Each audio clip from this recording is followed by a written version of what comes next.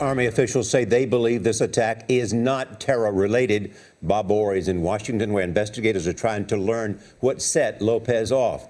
Bob, good morning. What do we know about Ivan Lopez? Well, good morning, Charlie. Investigators now are focusing primarily on the service and medical history of Specialist Lopez. The Army says he was suffering from behavioral and mental health issues, and he was being treated for depression and anxiety.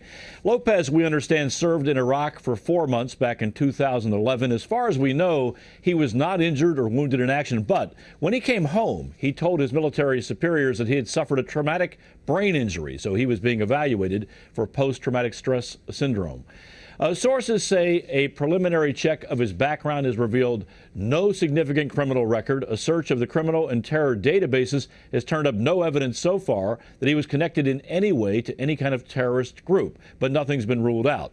Investigators do tell us that Lopez used a .45 caliber semi-automatic pistol, which was purchased recently during the attack yesterday, and federal officials are now working to trace that weapon and also any recent purchases of ammunition he may have made.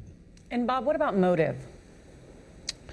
Nora, this appears right now to be an incident of what they call soldier-on-soldier violence. We don't know yet if Lopez was targeting specific soldiers or if the attack might turn out to be random. We do know this: the shootings took place at a medical facility and a nearby command building, and those were areas on Fort Hood that were familiar to Lopez. Investigators right now are going through all of his background. They're talking to his family, his friends, his fellow soldiers, and importantly, as they always do, they're looking through his emails, phone records, computer files. They're trying to find out primarily if he left any kind of clues or evidence of pre-planning. What they really want to identify is any possible stressor, something that may have caused Lopez recently to snap and then react with violence.